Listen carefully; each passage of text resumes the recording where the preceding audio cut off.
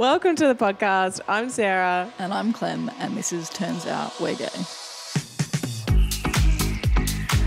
Okay, today on the episode, we have a very special guest. We previously interviewed her partner, Holly, in the last episode. Kirra is a professional athlete, an NRLW Cowboys co-captain. She's represented New South Wales and Australia. She's an exercise physiologist and an LGBTQIA plus advocate. Welcome. Thank you so much for having me. Are you okay now? I am fine. For the listeners, I had a really hard time trying to get that out, so Clem had to jump in for me, and we appreciate it. No, I just don't like getting things wrong. Like, I like to represent people correctly, and I clearly got it wrong because I clearly don't watch sports well enough to know the NRLW. Perfect. Nice. Great. Look, you're learning something. Every day. But you are Kira's biggest fan.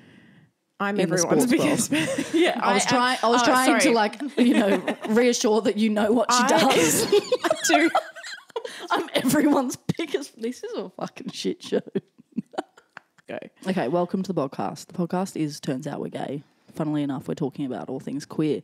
Let's run through your story. When did you know you were queer? And how did you come out? Tell us all the ins and the outs. So I had no idea until I was 20, which still in like a lot of people's stories is still quite young. So like, good job, I guess. Yeah, I wish I figured it out then. But there was like no signs of it. And then I went to a Bruno Mars concert with my friends a couple of weeks before I went on this like big gap year. And the opener was Dua Lipa. Yeah. I'd listened to her songs before. I was like, oh, I like her. Walked on stage and I was like, oh. I like her. No, but that's I the like thing. her, but I like her now. It was the same feeling that I'd had with men in the past. Right. But I'd never felt it. Yeah. It was just that I thought she was hot. It wasn't anything crazy. It was just Yeah. like, damn, like, who's that? Yeah. And I remember just the shock. My body was like, I don't really know what to do with that. So I leaned over to one of my friends and was like, she's like really hot, right? My friend, super straight, was like, yeah, like having the time of her life to the music. I was like, oh, we don't feel this the same. Like, I don't. This is not the same Good emotion. song. And then I just like left it there because I was like, it's just something weird. Like I'm having a good night with my friends. I just leave it, pretend it didn't exist. But like 3 weeks later, went on my big gap year. The day that I got there, I met the girl that then became my partner for the next like 3 years. Wow, the day. The very first day. And what place was this? I was in Banff. Okay. So I landed and the mate that I was staying with, I went to school with, and she was like, come on, you're going to come out with my friends. And I was like, I'm exhausted. It's been 30-something hours. Like, what do you mean? She was like, no, we're going to go drink. And I was like, okay, I'm overseas. Like, let's go. Met her that night. She was one of her friends. Literally thought nothing of it. I was like, oh, you're just one of the other people that are here. Like, nothing at all. And then it was like 2 nights later, it was like her farewell because she was going back to Australia, and did this like farewell and invited me that first night and, had a bit of alcohol. And just the end, I guess, is history from that. I told them I was bi-curious because I had no idea what it was. I love it. Bi-curious. I also Like love that curious. you're like professional enough to realise there's a headset there. If we tried, that would be like... I literally just smacked my headphone as I tried that. I was gone for the next 7 months, and then she was in Sydney when I got home. And we just started dating from there.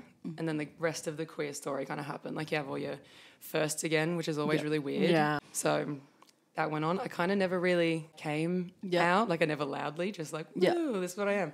It was more like, this is my girlfriend. Yeah, okay. Just kind of figure the rest out. Yeah. Fill in the spaces. Yeah, just fill in the spaces. Like, how'd it happen? When's it happen? And then, just, I guess, gradually have become more open about it on, like, social media and as things have progressed. And was she queer, or was she also inexperienced? She was also inexperienced, so we each other's first girlfriends. Yeah, but wow. she had considered it Okay. before. Okay, That's so didn't she make the first move?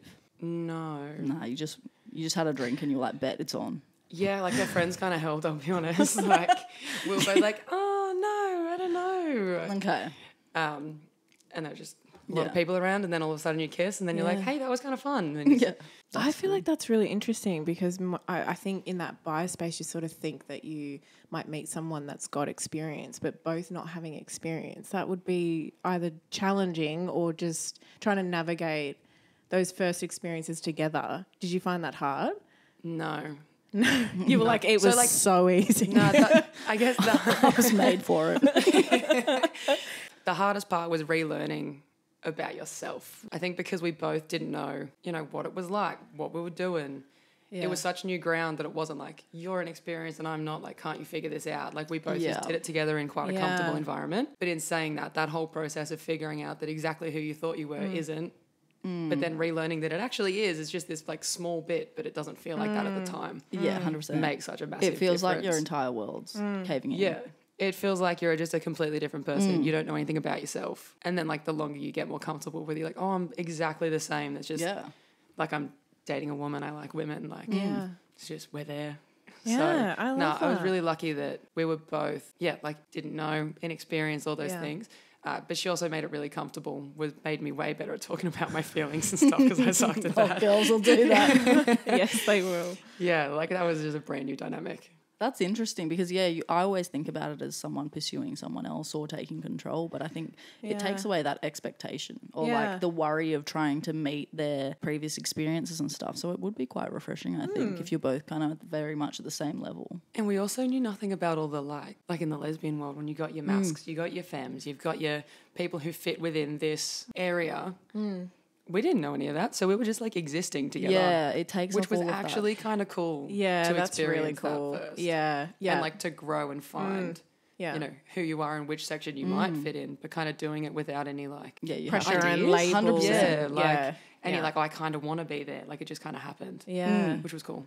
That's really cool because you kind of evolve then into your personality will just continue evolving without it, all this social pressure, the labels and groups and things, and how much pressure that happens to come into when you're coming out and things like that. So that's interesting. Yeah, that is interesting because when I came out, I was single and I was navigating that world. And as I'm trying to learn about it all, definitely felt the pressure of being like, what am I? What do I fall into? What do I identify myself as? Which now I'm much more comfortable in just being me. You know what I mean? I think, it just takes off all of that pressure of being like, you're this, you're that, you're whatnot. It's that cliche thing of love is love. Like the feelings are there. It doesn't matter who it is kind of thing. So that would be really refreshing, I think. Yeah.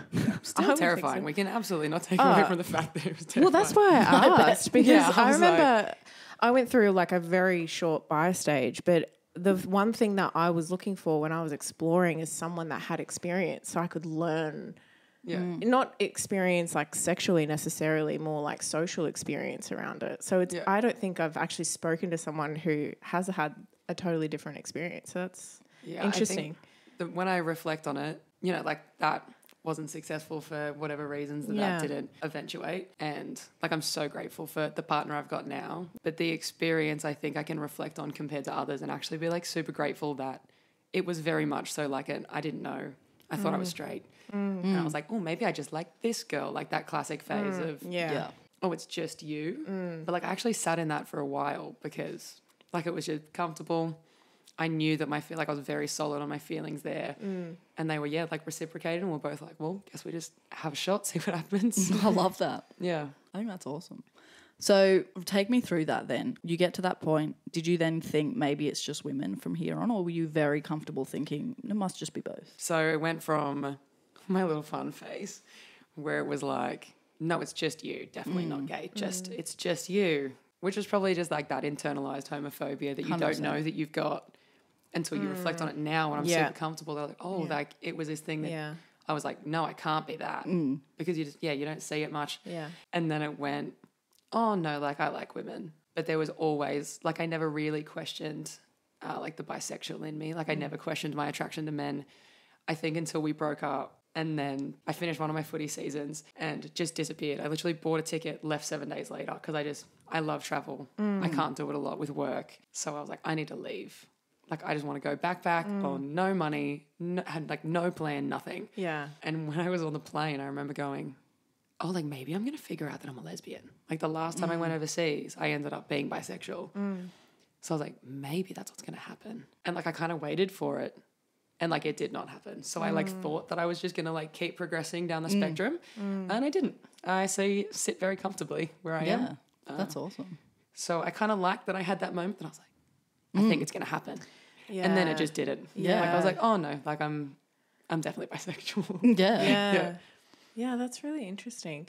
That's always been something I'm curious about in that bi world of when did you kind of go, no, that is it for me. This is exactly who I am. And what did that feel like to you? See, I didn't question it for ages. Yeah. Before I met, I guess, the girl that changed my thoughts on everything about myself, I was really lucky that I knew like exactly who I was and what I wanted to be. Yeah. So like when I was in high school, like I never questioned what my career was going to be. Mm-hmm. And if it did change, it changed to something solid. Like I wanted to be a cop forever. And then got to like year 10, someone I know went into the police force and like their first experience was very, very confronting. Yeah. And I was like, fresh out of school, that sounds like a terrible idea. Like I'm too young for that. So I'll go into exercise physiology. And I just like stayed there. And like I love my other job. And I always wanted to be an athlete. And then I was fortunate enough to work my way into that as well. So I think the hardest part was that first bit of feeling like everything else was questioned. Yeah. But at no point, because I knew that I was attracted to men when I was a teenager. Like everyone figures it out. I wasn't that kid that was like, I got to kiss a boy because society said so. Like, no, I wanted to kiss that boy. And I knew that. Like I was really, really lucky that there wasn't a lot else for me to question. So I think the only time that I ever questioned it was when I was going overseas. Is this like a moment I was like, the last time I went on a big holiday, it was like so life-changing for me. Yeah. And I was so open to the fact that I've done my research on sexuality. I know my own experience, the experience of my friends. So I was like, maybe that's what's going to happen. And then I got back and I was like, no, like that's definitely not what happened. The world has enlightened me. And no, apparently. There's still hot guys.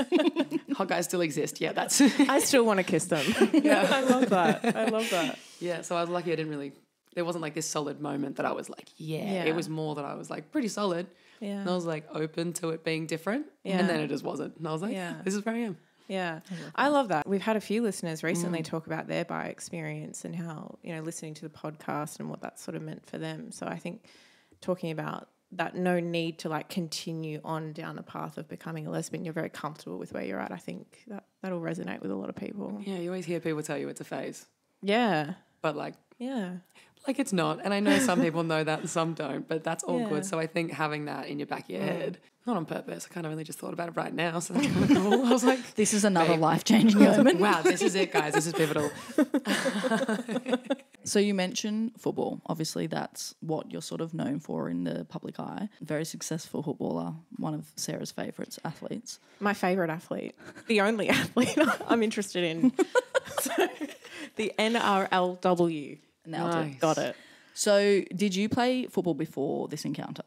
And so I played rugby for years before I figured out any of this. So I was obviously, I don't know if you were the same, but I was around a lot of queer couples, situationships, or just even experimenting type thing. Was that the same for you? And now looking back on it, was there anything that you're like, oh, wait, hang on, maybe that was different to what I thought? I'm going to say yes and no. Mm-hmm. So I just stopped playing rugby league when I was 10. So I played really little. So I only played with the boys. Yeah. There was not a single girl in my team. And then I went to like every other sport and code you can imagine because there was just no pathway at the time, which there is now, which is like one of the coolest things to see. Played in a couple of like random competitions. And like I've got family friends that are queer, not the like super open like flag waving and stuff. But if anything, I quite liked that it was just this normal. They were like, yeah, we're together. Yeah. 100%. All good. Like, so no, before I came into like women's open grade, that happened after my overseas trip. Like when I was overseas on my gap year, the NRLW started. Right. And I was watching it from afar being like, that is heartbreaking that I'm not playing. What do you mean? So the second that I got home, like went straight into a preseason, just found any club that I could play for, any game, anything. So, yeah, I wasn't really in the women's open space yet. Okay. But I just played in a bunch of random competitions. Yeah, I love that. I love that sort of side story. And I'm a sports person. So for me, I'm like, I love the idea of you saw it and it was already kind of there. And then you're like, hey, as an adult, I'm going to go and nail this. Because you always, I think we're in this funny age where a lot of these pathways formed after us. Or after we're that age of, the 13, 14, for people to be groomed, as they say, into these athletes. So it's always very interesting, I think. Being someone that's interested in that, you always think it's not possible. So I think it's really cool to hear that story of someone that sort of saw it as an adult and went, bet that's where I'm going to be kind of thing. I love that. So have you found any challenges in relation to your sexuality and footy? Again, I'm going to go a yes and a no.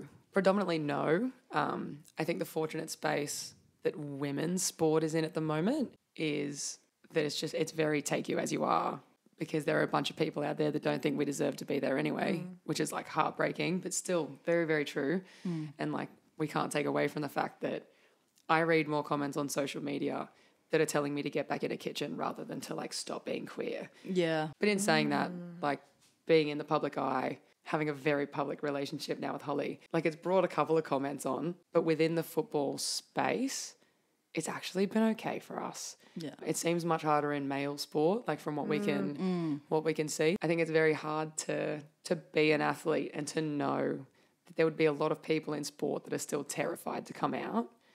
And to like see the comments, just like little ones that like don't even know that they're being homophobic, or they do and they just don't really want to change their language. Yeah. But I think on my own, if I'm just going to talk about my personal experience, it's actually been okay. Everyone's been pretty accepting. My clubs have been great. My friends have been great. There's a bunch of queer players within sports, so it hasn't been too bad for me personally. Yeah, I love how you sort of touched on the fact that I think it is much harder for men in this space. What would be your advice if they were concerned about their sexuality coming out as they're trying to sort of go through that journey? Yeah, look, it's find people you trust. I think the hardest part is sport, my sport, several sports out there are very traditionally masculine. Yeah.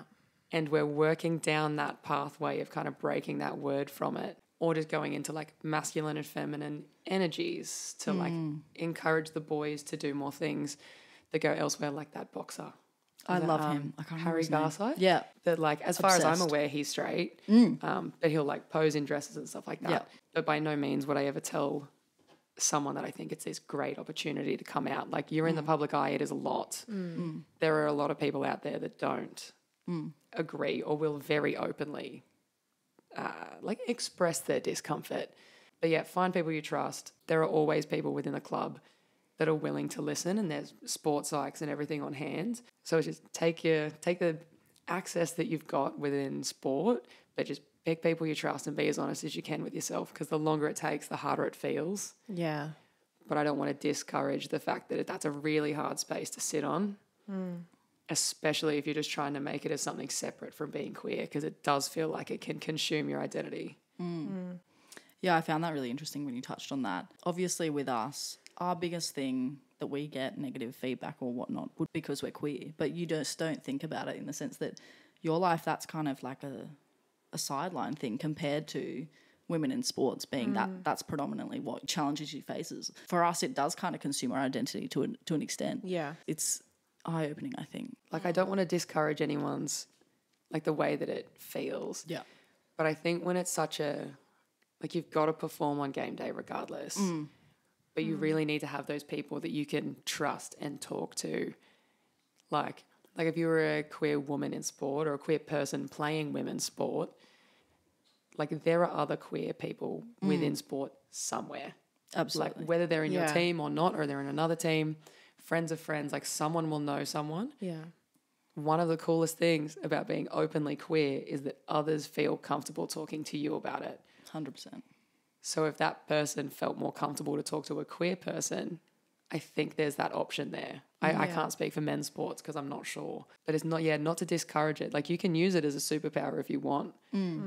But if it does become this thing that shatters you or you think is going to stop your progression, like, that's a hard spot to be in. 100%. Yeah. You talked a little bit about the comments you get about, go back in the kitchen and those types of things. I get those comments quite a lot, but in a different way. Obviously, I'm not in sports, so it's not as public. But how do you take those comments and how do you overcome them? Because I get infuriated by it, because I think women are so powerful, and so it's hard to not push back on it when it comes your way. But how do you deal with that, especially in a public setting?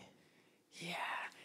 Honestly, the longer that you're in it, the easier it gets. Yeah. It was probably harder earlier in my career because you just want people to take you seriously because you know the game. Like, you've been playing it forever just like the boys.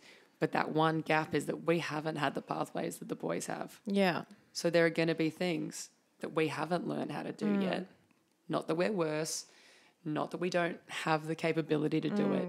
Like, I played rugby league from 5 until 10 and then had to find something else to do for 11 years before I played in a space that supported me. Yeah. Like an 11-year gap. Yeah. Like, I am not going to be able to do the same things as some of the male athletes that never had that gap and progressed through the NRL at 18 and were completely paid, while, you know, myself, my friends have gone through study, some form of education, full-time work. Like, things happen differently. So when people comment about something like that, I'm like, classic. And I'm really fortunate that I can just leave it to the side. But one of the coolest things now that I'm noticing, and it's very, very recent, I think this is literally as of this year and last year, because people take us more seriously now, Origin gets more views, the NRLW gets more views, there's more teams, more people care. We're getting better because the longer that it goes, the more competitive, all the things. People kind of fight the battle for us on social media now. Yeah, nice. So, like, people will chime in and be like, man, how outdated are you? Like, what do you mean? Yeah. So, not that it happens in every situation, but there are some trolls that just get trolled by others and like they kind of battle itself. So remembering that there are people out there that do support us, that do back us. Like myself and Holly got an inbox one day just from this random burner account that essentially just told us, like, being homosexual is wrong. All the classics. Wasn't the most literally written piece. They never are. But it was shared to social media. Just more of like a awareness piece. And the amount of comments that were really positive, that were just like, oh my goodness, like, as if, what are they saying? Don't listen to them. And these are just like fans of the game. It's like really nice to know that there are people out there. And I think that's something that we can forget, that like don't care in the nicest way possible. They couldn't care less who we date. They just want to watch us play a good game of footy. Yeah. So I think it's nice to remember that. It comes with time. When you first come out or it happens for the first time, it's really jarring and really scary, and you can think that it's like everyone believes the same thing. I think with time and confidence and talking to the right people, like, you get better at it. I think we're in I don't want to say lucky time, because I think there are still a lot of improvements that could be done in the queer space, like support and advocate, but I think we are in a much better position than what we were. I know in my experience coming out in the last year, particularly talking about my coming out story, that wasn't the best way to come out. I had nothing but support and love. So I love that you're feeling that in the sporting space as well, and getting that support behind you and the advocate on social media. Because I think 5 years ago that wouldn't be, or even more recent, it wouldn't be the case as much. The similarity, I think, is what we say is when we get these negative comments, you tend to have quite a community behind you, and I think that's the same thing, whether it's queer, sport, whatever it might be. You know, we're going to talk to people with different career paths and things like that. There's always a community involved in whatever it is that you do or whatever lifestyle you live. So I think leaning on that community is always such a positive experience. I loved when I met you, we were talking about your career path and what you do. And because of my background as a recruiter, I see the passion in people's eyes when they talk about what they do. And I could really see that. I'm sure you're a fantastic athlete, and I'm sorry that I don't know enough about that. But I love seeing the passion behind someone's work and what they do. And you mentioned that, you know, obviously it's different for the male sporting industry where they get paid a lot more and they might not need to do extra things, but you've gone and studied and you're working in between your off seasons, I think you said. So I'd love to delve into a bit about that, because it's just separate from your sport. And do you want to tell the listeners a little bit about what you do and why you love it? Yeah, absolutely. You're right. I love my other job.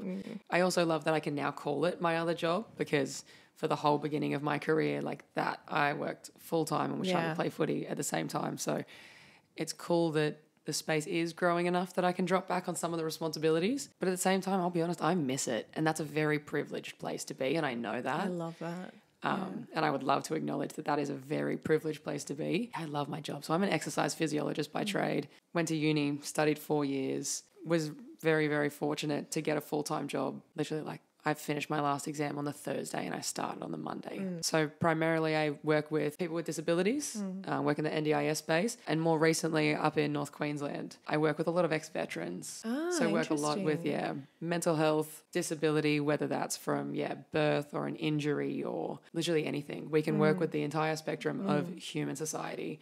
If they've been given every warning in the world not to exercise, we can work with them. Like we've done the research, we've got the equipment, I guess, to try and make everyone's life a little bit better, increase their independence, their strength, their health outcomes.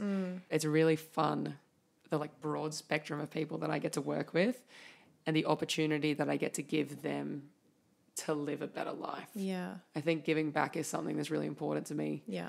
Regardless of where it is. As much as it sounds really cool that I've got two really fun professions, if you can notice, they're both definitely in one domain of the world. Sport, exercise, fitness, like the human body, health, wellness, like that is my niche. I love it. And every element is what I wanted to learn. So I'm really lucky that I get to know, you know, the professional athlete side and being elite and what it takes to do that. But at the same time, I've been able to study what happens if, you know, an injury goes wrong or if I was born with completely different abilities and the way in which exercise can unite all of those people to have a common ground to achieve something better. Yeah. So it's really nice to be able to give back while I'm playing footy at the same time. Yeah, I find it so interesting. I can see the passion in your face when you're talking about it, and that's why I wanted to bring it up. What led you to go into this? Was it from sport or was it just naturally from, you know, school and something that you were just generally leaning towards, or what brought you there? Yeah, so originally, like I mentioned a little bit earlier, I wanted to be a police officer. I don't know why. I've got no idea. I did too, though. I don't know if it's just I like also did. Maybe it's like if you have a bit of a queer thing. It might be a queer thing. I don't know. Let's put it in the polls. I think There's definitely non-queer people in the police force, just to clarify. Yeah, I think I just got told, like when I was younger, people were like, you'd be a good cop. I was like, cool. Yeah. Maybe that's what I'll do. I guess like drive around, run around all day. Obviously not what they did, but 6-year-old me absolutely thought so. I get to drive around. I would turn the lights on. Let's go. I was like, look how cool that car is. What do you mean I get to exercise? I get to go to sporting events to supervise? Like, that's mad. Anyway, obviously, got to 15, figured out the absolute realities of being in the police force and was like, ooh, that sounds dreadful. Doesn't sound like a job I'm cut out for yet. I always left that possibility. Yeah. Because I was like, I've been dreaming about this forever. Maybe I'll do it. And then in high school, my favourite subject was PDHPE, big surprise. And then I looked into sports science originally, like I think many do, to go to uni because it's a very well-advertised degree. Yeah. But also figured out there's like not a lot to go from it unless you do get picked up by an elite sporting club. Yeah.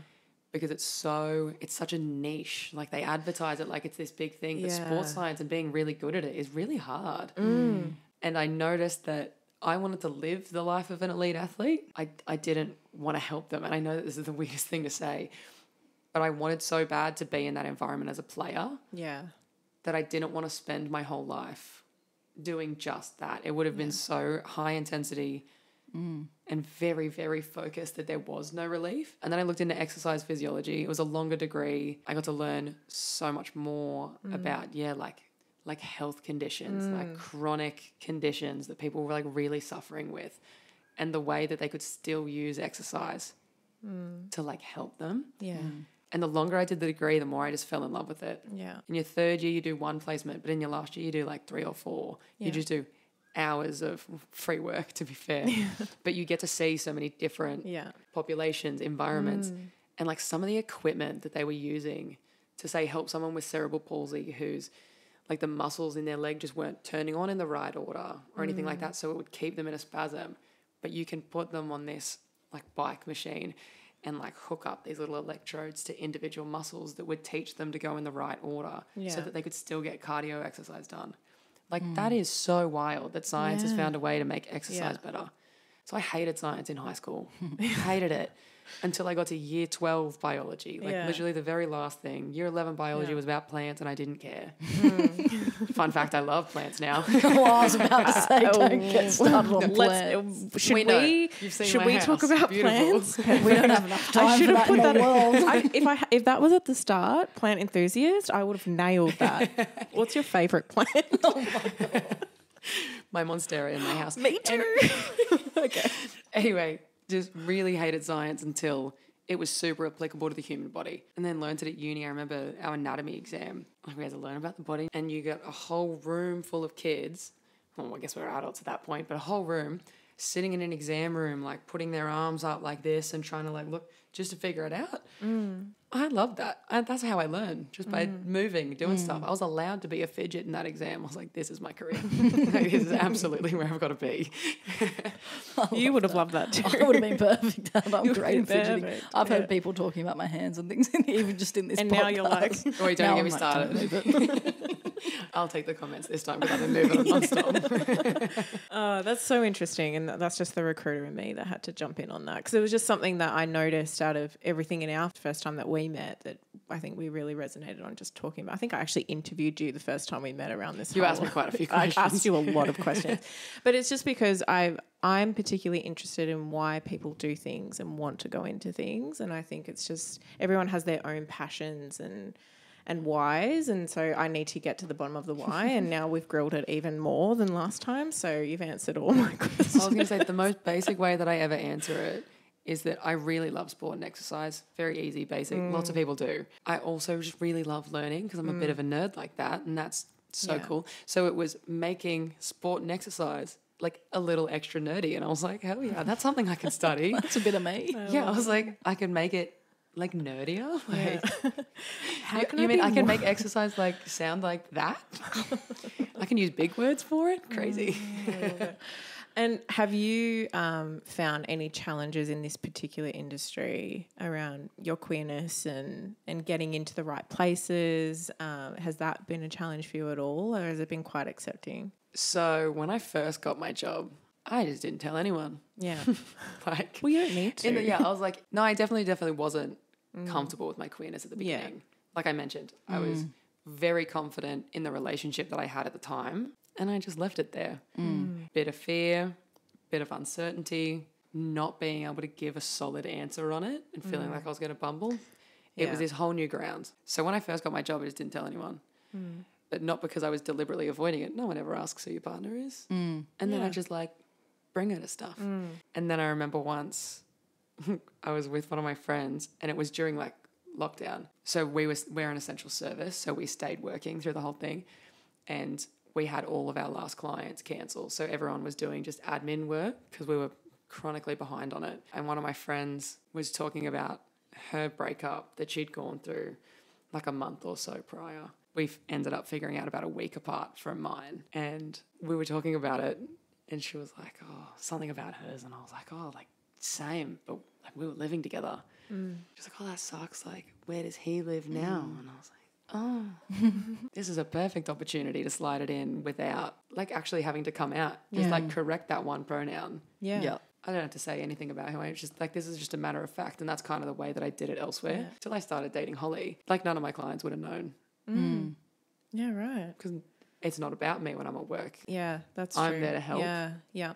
I could tell you lots and lots and lots about their lives, which I won't because it's a super confidential job. Like, I would learn lots and ask a lot of questions. Yeah. But as far as they knew, like, I was a footballer that lived in Sydney because they could see that job on TV. Yeah. But elsewhere, like, once all my colleagues and stuff found out, it's a pretty young workplace. No one cared. In a good way. Again, everyone's very supportive. So I was really lucky, like, I never really came into any of those issues. And, like, now the clients that follow me on social media are absolutely aware. Fully aware. Yeah, they're fully aware. It's definitely everywhere. But I've still never really encountered any issues. People always, like, tiptoe. But in a really nice way of, like, you can tell that they're trying to be super supportive. Yeah. And it's so, I actually love it. And I try and make them as comfortable as I can. Yeah. But they're like, oh, your partner lives in Sydney, right? Yeah. Like, when I'm up in North Queensland. And I'm like, yes, she does. She.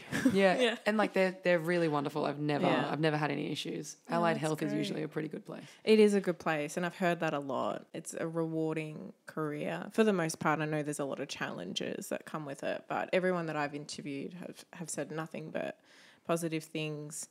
And the challenge is just being that it's taxing at times mentally and physically. It's a taxing career, but it's good that you've had a good experience. How strong a relationship you develop with the clients because it's so long term. And some conditions just eventually go downhill. Yeah. Yeah. Like the hardest part is you can help everyone to an extent, but when you start to see something like that, or your client moves away or their funding gets cut, and like they want to be there but they can't afford it, like that's the stuff that's the hardest. It's got nothing to do with being queer. The job's got its own challenges like every job, but allied health is a really safe place for like everybody. Yeah, I would agree with that.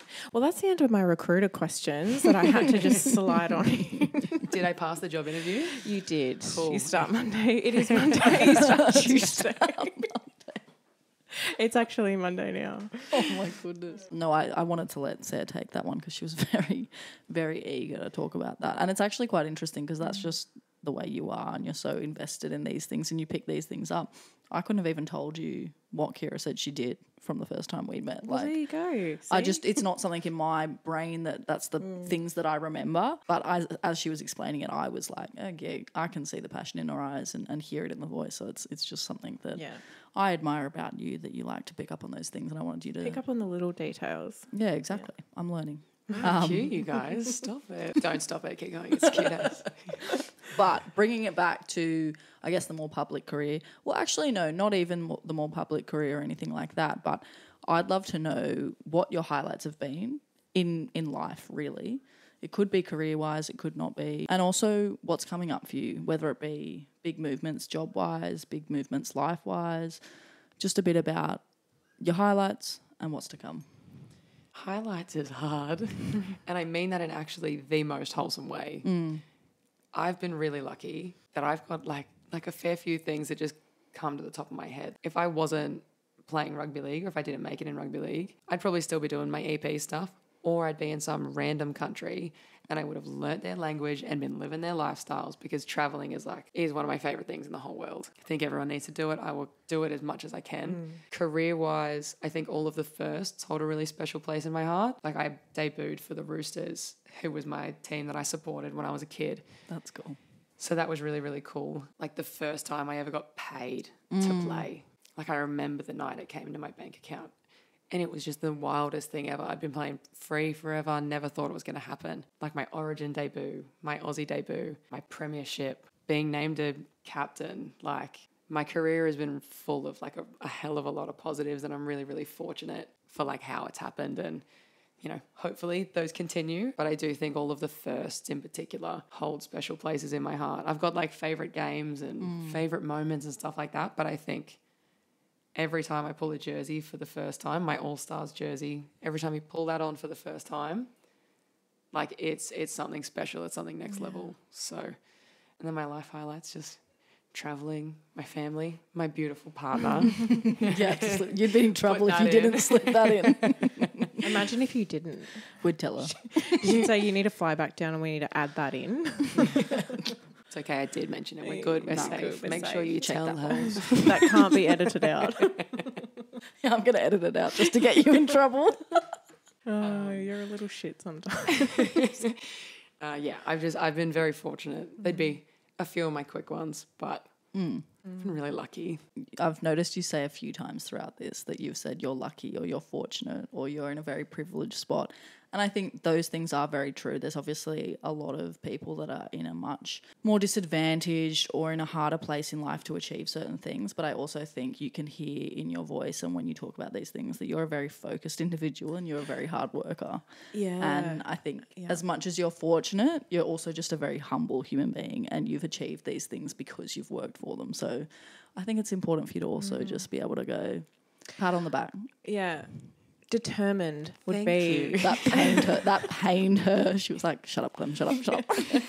Yeah, I would agree with Clem. You're incredibly determined. You talked about when you were going into sports, like you wanted that, and so you went for it. And I think that's something you can be proud of, for sure. I think that covers a lot of things that we probably weren't even aware that we were going to cover, and a lot of different conversations, which is exactly why we wanted to do this. We wanted to get different people on the podcast and get different perspectives and different walks of life. And I think the biggest thing for me that I took out of it was that there's communities in all walks of life, in all different workplaces or whatnot. When it comes down to it, you really want to fall back in that community, and that's something we really push here.